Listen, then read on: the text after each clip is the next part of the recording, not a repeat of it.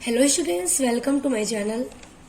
सो students, देखिए जैसा कि आपके बीए, बीएससी, बीकॉम के सेकेंड ईयर के थर्ड सेमेस्टर में जो आपका को करिकुलर सब्जेक्ट है, तो उसमें जो आपका पेपर होता है human values and environmental studies, तो ये आपका पेपर होता है को करिकुलर का। जब आप थर्ड सेमेस्टर में जाते हैं, चाहे बीए के हो, बीएससी के हो या बीकॉम के स्टूडेंट्स हो, तीनों का सेम पेपर होता है को करिकुलर।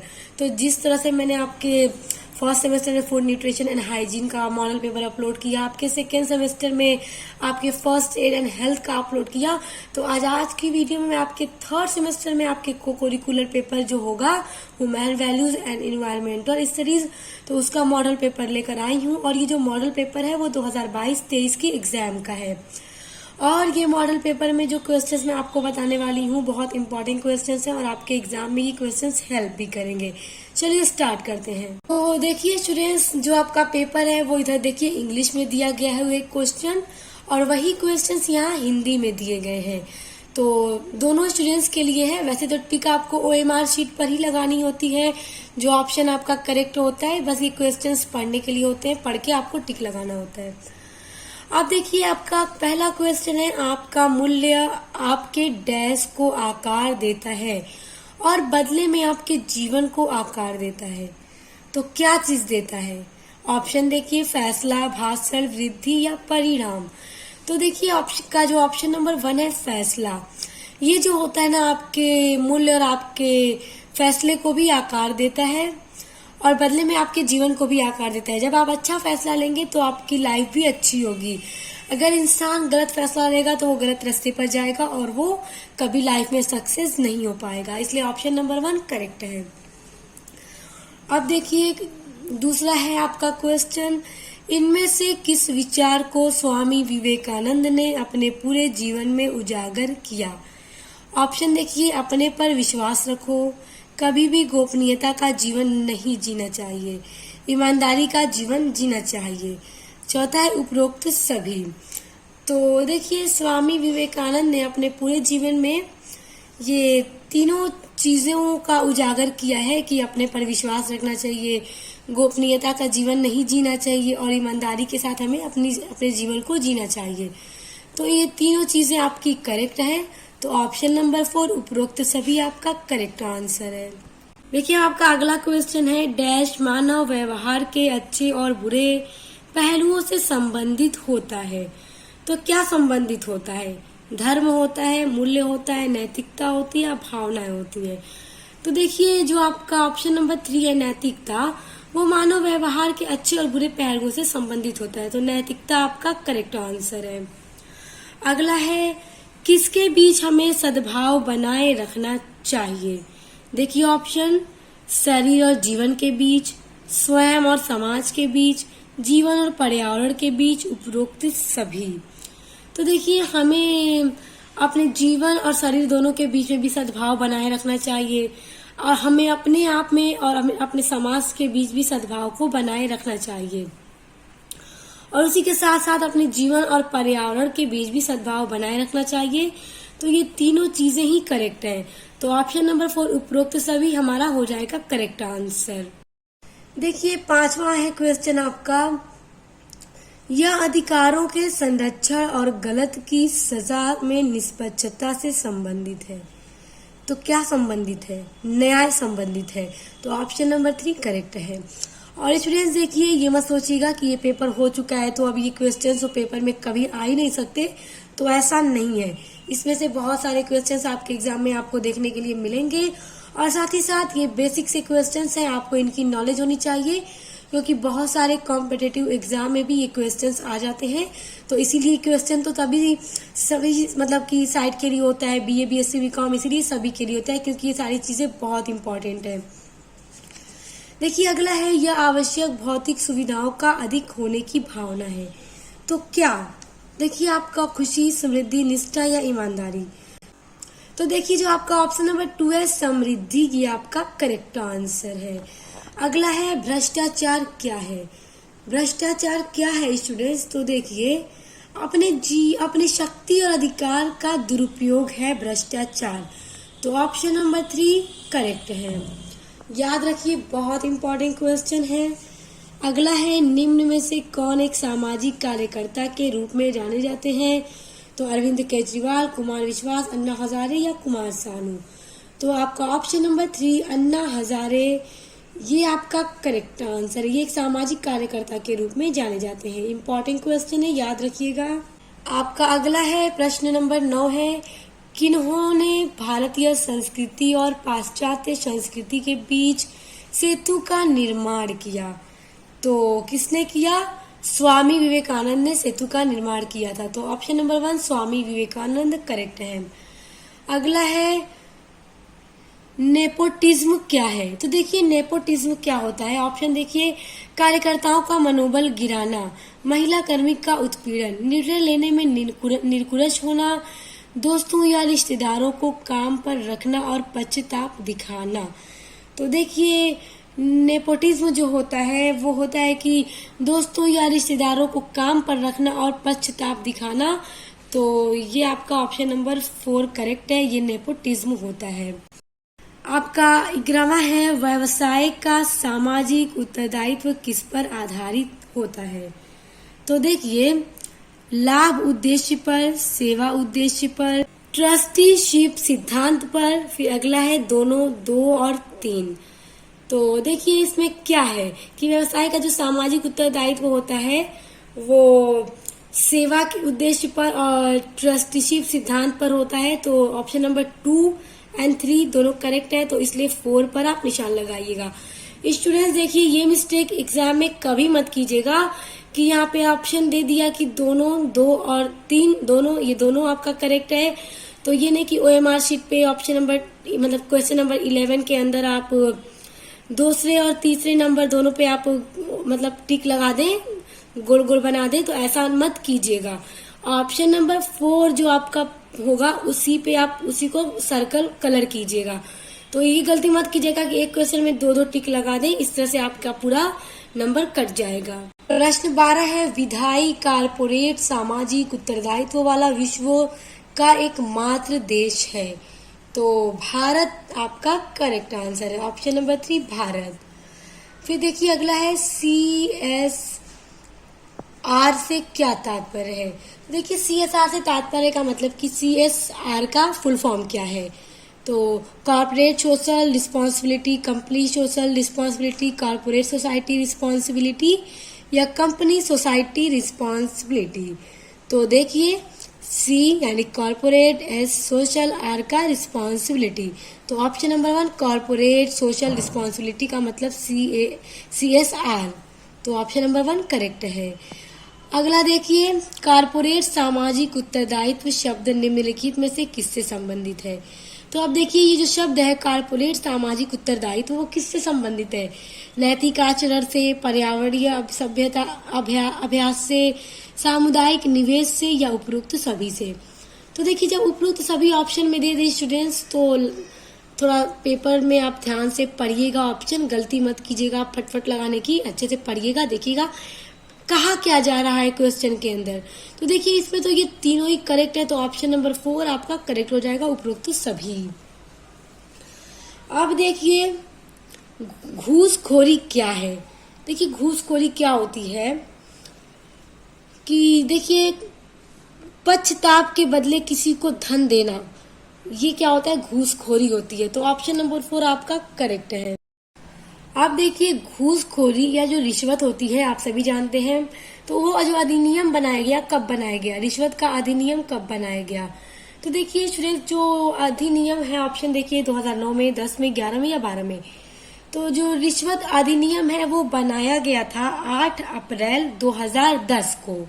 तो 8 अप्रैल तो ऑप्शन नहीं है, 2010 करेक्ट आपका है। तो याद रखिए, 8 अप्रैल 2010 को बनाया गया था और उसको लागू किया गया था 1 जुलाई 2011 को।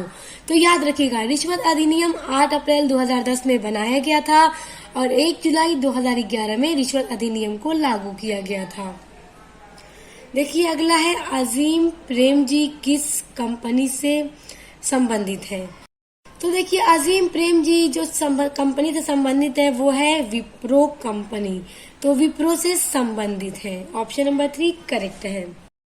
अब देखिए अगला है, निम्नलिखित में से किसका व्यक्ति के पूर्वाग्रह पर प्रभाव पड़ता है।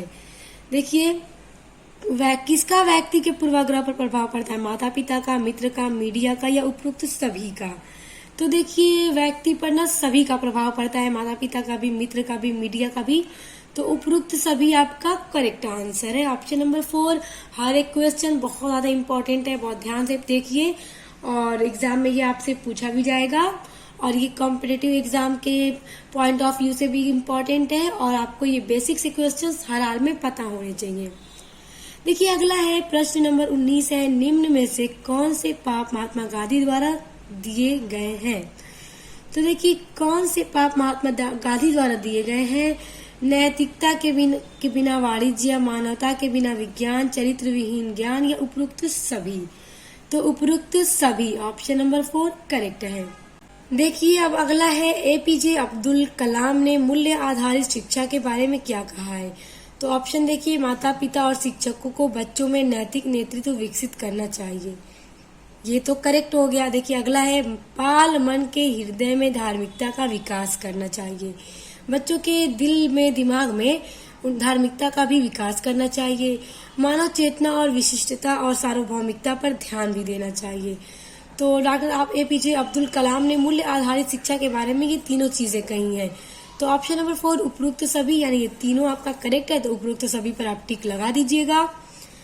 अब देखिए अगला है, सूचनाओं, विचारों, व्यक्तिगत संदेशों और अन्य सामग्री को साझा करने वाले समुदायों को सामूहिक रूप से जाना जाता है। तो किससे जाना जाता है, ईमेल, तत्कालीन संदेशन, सामाजिक मीडिया या समाचार पत्रिका। तो सामाजिक मीडिया से जाना जाता है, तो ऑप्शन नंबर 3 आपका करेक्ट है। अगला देखिए, निम्नलिखित में से कौन सा सोशल मीडिया पर अनुसरण करने के लिए एक अच्छी युक्ति है। स्टूडेंट्स देखिए मैं आपको एक और बात बता दूं कि इन सभी इस तरह के आपके एग्जाम्स में एक क्वेश्चन जब कहीं से उठाए जाते हैं तो उसी से रिलेटेड क्वेश्चन आपको अगला देखने को भी मिलता है। अब जैसे आप देख सकते हैं यहाँ पर देखिए, सामाजिक मीडिया कुछ उसी से मिलता जुलता क्वेश्चन आपको यहाँ पर भी देखने को मिल रहा है, मीडिया से रिलेटेड ही। तो इस तरह के क्वेश्चंस आपको कई एक जो जब ये क्वेश्चंस तैयार किए जाते हैं आपके लिए, तो एक एक टॉपिक से ना कई क्वेश्चंस उठा लिए जाते हैं, जिससे आपके लिए भी इजी हो जाता है। बस क्वेश्चन अच्छे से पढ़िए, ऑप्शन अच्छे से पढ़िए, काफी सिंपल से क्वेश्चंस होते हैं आपके। तो देखिए क्या कहा जा रहा है कि निम्नलिखित में से कौन सा सोशल मीडिया पर अनुसरण करने के लिए एक अच्छी युक्ति है।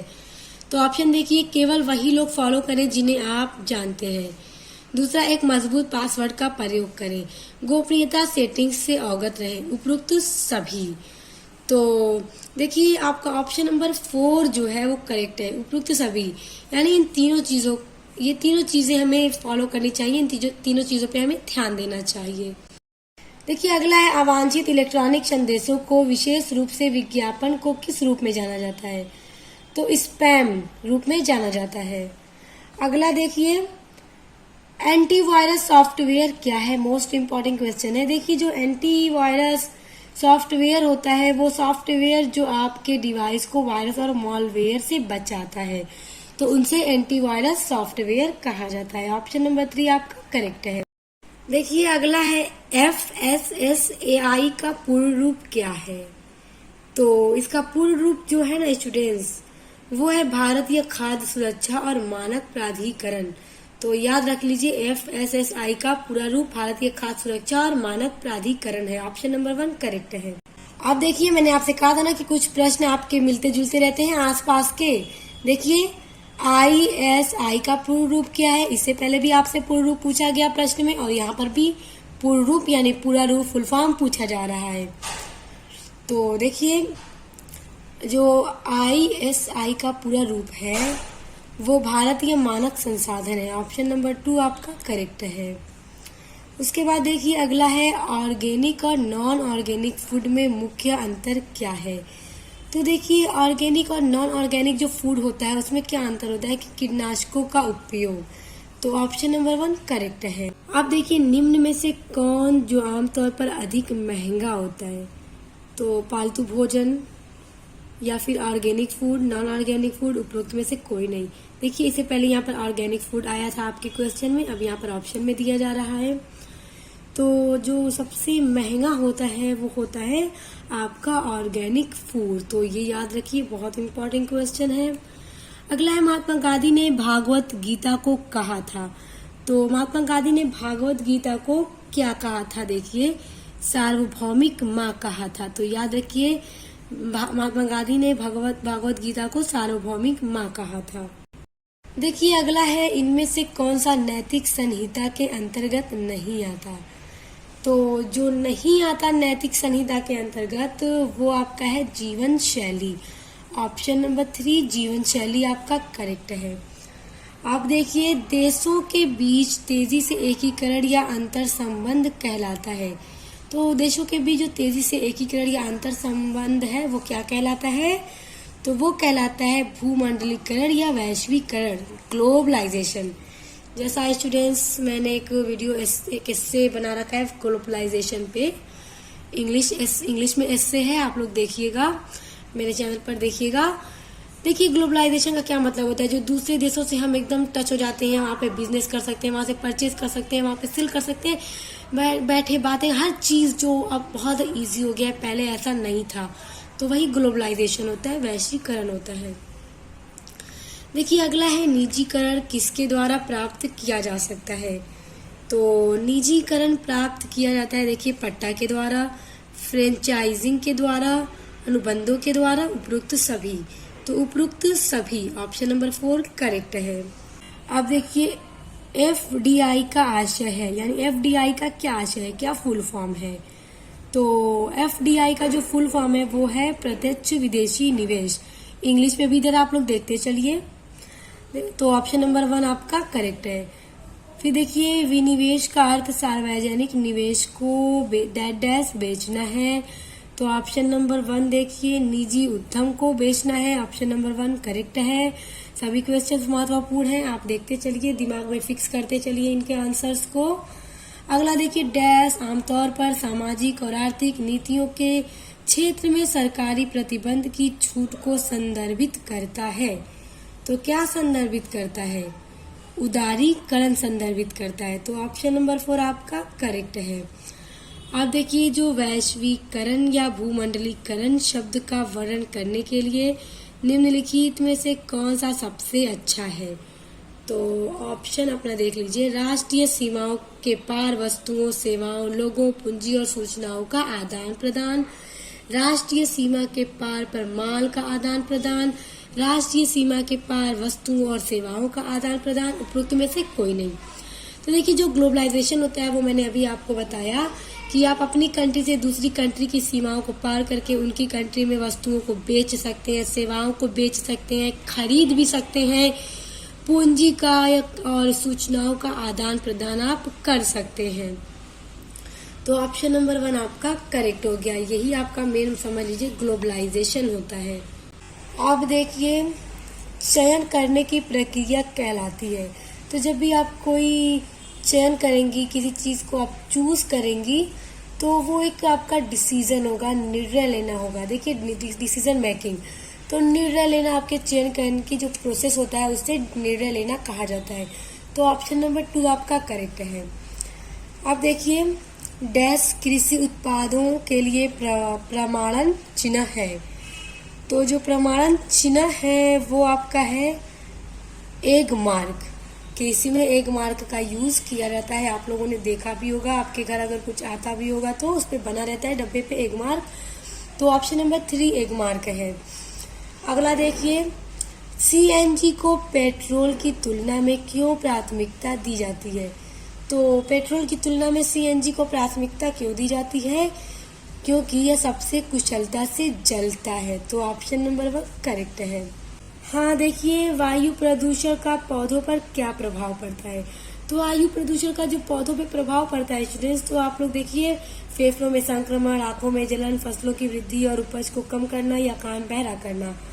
तो वायु प्रदूषण का पौधों पे जो प्रभाव पड़ता है वो फसलों की वृद्धि और उपज को कम कर देता है। ऑप्शन नंबर 3 आपका करेक्ट है। अब देखिए, सतत पोषणीय विकास क्या है? तो देखिए, जो सतत पोषणीय विकास होता है वो होता है संसाधनों में उपयोग की आवश्यकता को संतुलित करना और भविष्य के लिए उनका संरक्षण भी करना। तो ऑप्शन नंबर 1 आपका करेक्ट है। अब देखिए अगला है सतत पोषणीय विकास लक्ष्य की अवधारणा संबंधित है। देखिए दोनों क्वेश्चन एक ही टॉपिक से उठाए गए हैं। मैंने आपसे बार बार कहती रही हूँ कि आपके जो क्वेश्चंस तैयार किए जाते हैं वो एक ही टॉपिक से उठा लिए जाते हैं, आसपास के जो क्वेश्चंस होते हैं।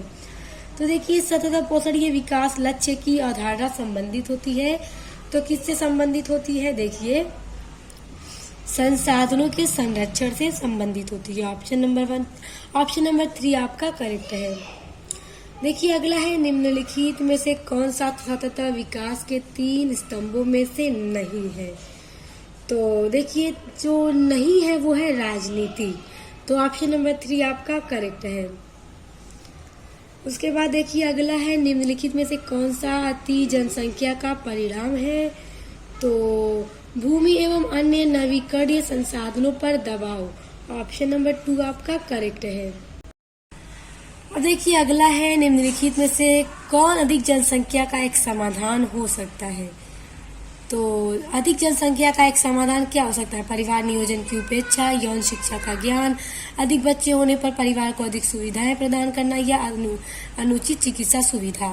तो देखिए यौन शिक्षा का ज्ञान जो है आपका करेक्ट आंसर है। देखिए अगला है एक व्यक्ति के जीने की उम्मीद की जाने वाली औसत संख्या कहलाती है, तो जीवन प्रत्याशा कहलाती है। ऑप्शन नंबर 1 करेक्ट है। आप देखिए निम्न में से कौन सा वर्ष 2030 तक प्राप्त करने के लिए लक्षित सतत विकास लक्ष्य नहीं है? तो आप देखिए ऑप्शन देखिए लैंगिक समानता, शून्य भूख, अच्छा स्वास्थ्य कल्याण, अंतरिक्ष अनुसंधान। तो अंतरिक्ष अनुसंधान ऑप्शन नंबर 4 करेक्ट है। देखिए अगला आपका क्वेश्चन है रियो शिखर सम्मेलन 1992 का एजेंडा 21 संबंधित है, तो किससे संबंधित है? सतत विकास से संबंधित है। ऑप्शन नंबर 1 करेक्ट है। देखिए अगला है किस पारिस्थितिकी तंत्र में अधिकतम बायोमास है? तो वन पारिस्थितिकी तंत्र में सबसे ज्यादा बायोमास है, तो ऑप्शन नंबर 1 करेक्ट है। देखिए अगला है सीपीसीबी का क्या तात्पर्य है, यानी सीपीसीबी का फुल फॉर्म क्या है? तो देखिए केंद्रीय प्रदूषण नियंत्रण बोर्ड आपका करेक्ट आंसर है। ऑप्शन नंबर 3 है कि सीपीसीबी का फुल फॉर्म है केंद्रीय प्रदूषण नियंत्रण बोर्ड। देखिए अगला है निम्नलिखित में से कौन सा पिरामिड एक प्राकृतिक पारिस्थितिकी तंत्र में कभी भी उल्टा नहीं हो सकता? तो ऊर्जा का पिरामिड, ऑप्शन नंबर 2 ऊर्जा का पिरामिड उल्टा नहीं हो सकता। देखिए फिर अगला है झीलों और महासागरों के सतही जल पर सर्वाधिक प्राथमिक उत्पादकता किसके द्वारा होती है? तो पादप प्लवक द्वारा होती है। ऑप्शन नंबर 4 करेक्ट है। देखिए अगला है निम्न में से कौन जनसंख्या की विशेषता नहीं है? तो जनसंख्या की विशेषता क्या नहीं है इसमें से? जन्म दर, मृत्यु दर, स्तर विन्यास, लिंग अनुपात। तो स्तर विन्यास जनसंख्या की विशेषता नहीं है। ये सभी प्रश्न बहुत इंपॉर्टेंट है, एकदम दिमाग में आप फिक्स कर लीजिए, इन सभी प्रश्न को रट लीजिए। देखिए एक पारिस्थितिकी तंत्र में ऊर्जा प्रवाह डैश होता है, तो हमेशा एक दिश में होता है। ऑप्शन नंबर 1 करेक्ट है। आप देखिए अगला है आपका किसी जीव या समुदाय के प्राकृतिक स्थान के रूप में जाना जाता है, तो किसको जाना जाता है? प्राकृतिक वास को जाना जाता है। ऑप्शन नंबर 2 आपका करेक्ट है। आप देखिए अगला है निम्नलिखित में से किसे अधिकतम ऊर्जा की आवश्यकता होती है? तो इसमें से जिसे सबसे ज्यादा ऊर्जा की आवश्यकता होती है वो है प्राथमिक उत्पादक। ऑप्शन नंबर 4 प्राथमिक उत्पादक आपका राइट आंसर है। देखिए आपका अगला है एनजीटी ने किस सामग्री से बनी पतंग की डोर पर प्रतिबंध लगाया है? तो देखिए नायलॉन की, प्लास्टिक की, किसी भी सिंथेटिक सामग्री की, या उपरोक्त सभी। तो उपरोक्त सभी यानी नायलॉन, प्लास्टिक या सिंथेटिक सामग्री की बनी पतंग पर क्या है? प्रतिबंध लगाया है। तो ऑप्शन नंबर 4 आपका इसमें करेक्ट है।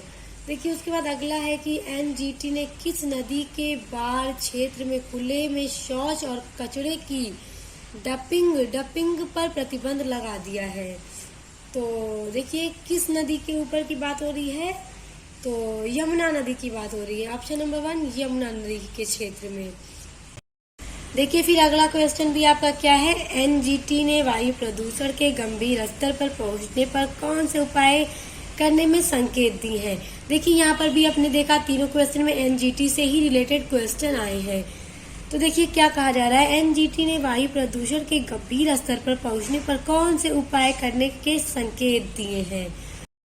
तो ऑप्शन देखिए, चॉपर से पानी का छिड़काव या निर्माण गतिविधियों को रोकना, प्रदूषण फैलाने वाले बिजली संयंत्रों को बंद करना, उपरोक्त सभी।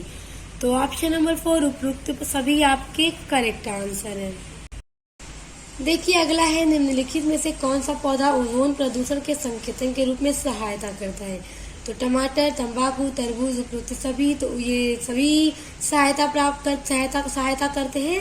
तो उपरोक्त सभी यानी टमाटर, तंबाकू, तरबूज सभी आपके करेक्ट हैं। तो ऑप्शन नंबर 4 उपरोक्त सभी आपका करेक्ट हो जाएगा, टिक लगा दीजिएगा। उसके बाद देखिए अगला है, जैव विविधता के संरक्षण के लिए निम्नलिखित में से कौन सी एक महत्वपूर्ण रणनीति है। तो कौन सी रणनीति है, जीवमंडल रिजर्व। तो ऑप्शन नंबर 4 आपका करेक्ट है। अगला है, निम्नलिखित में से कौन सी ग्रीन हाउस गैस नहीं है। तो nitrogen gas green house gas नहीं है। उसके बाद देखिए, चिपको आंदोलन मूल रूप से एक निम्न के खिलाफ था। तो किसके खिलाफ था चिपको आंदोलन, ये आप कमेंट करके मुझे बताइएगा इसका आंसर। उसके बाद मैं आपको कमेंट में बताऊंगी आपने राइट बताया या नहीं। तो आप चिपको आंदोलन क्यों चलाया गया था, तो आप मुझे कमेंट करके बताइएगा कि सांस्कृतिक प्रदूषण के लिए या वनों की कटाई के लिए या ध्वनि प्रदूषण के लिए या जल प्रदूषण के लिए। अब देखिए अगला है, विविधता की हानि के कारण है। तो विविधता के हानि के कारण वनों का विनाश है, पर्यावरणीय प्रदूषण है, जीवों के प्राकृतिक आवासों का विनाश है। तो ऑप्शन नंबर 4 उपरोक्त सभी पर टिक लगा दीजिए, आपका करेक्ट आंसर है। अब देखिए, मॉन्ट्रियल प्रोटोकॉल का मुख्य उद्देश्य क्या था। तो मॉन्ट्रियल प्रोटोकॉल का जो मुख्य उद्देश्य था वो था ओजोन परत की सुरक्षा। तो ऑप्शन नंबर 1 करेक्ट है। उसके बाद देखिए अगला है, EIA का विस्तार क्या है। तो EIA का जो विस्तार है स्टूडेंट्स वो है पर्यावरण प्रभाव आकलन। तो ऑप्शन नंबर आपका जो 3 है वो करेक्ट है। अब देखिए अगला है, निम्नलिखित में से कौन सा ताजमहल को पीला करने के लिए उत्तरदायी है। तो ताजमहल को पीला करने के लिए उत्तरदायी क्या है, नाइट्रोजन डाइऑक्साइड, सल्फर, क्लोरीन या फिर सल्फर डाइऑक्साइड। तो सल्फर डाइऑक्साइड आपका राइट आंसर है, ये ताजमहल को पीला करने के लिए उत्तरदायी है। ऑप्शन नंबर 4 करेक्ट है। देखिए वायु गुणवत्ता सूचकांक क्या है, मोस्ट इम्पोर्टेंट ये क्वेश्चन है आपका। यह ध्वनि प्रदूषण के बारे में बताता है। यह वायु प्रदूषण को मुख्य रूप से हवा में सल्फर सामग्री को मापता है। यह आपके क्षेत्र में ओजोन स्तर को मापता है। यह हवा के रंग की जांच करता है। तो क्या है, यह वायु प्रदूषण को मुख्य रूप से हवा में सल्फर सामग्री को मापता है। ऑप्शन नंबर 2 करेक्ट है। तो देखिए आपका अगला क्वेश्चन है, विश्व पर्यावरण दिवस कब मनाया जाता है। इसका आंसर आप मुझे कमेंट बॉक्स में बताइएगा। मैंने 2 आंसर आपके लिए छोड़े हैं, एक चिपको आंदोलन किस लिए चलाया गया था, किसके खिलाफ, और विश्व पर्यावरण दिवस कब मनाया जाता है। तो इन दोनों के आंसर आप मुझे कमेंट बॉक्स में दीजिएगा। अगर आपने रॉन्ग आंसर दिया तब मैं आपको इसके करेक्ट आंसर बता दूंगी। अब देखिए अगला है, भारत में राष्ट्रीय पर्यावरण संरक्षण अधिनियम किस वर्ष में पारित किया गया था।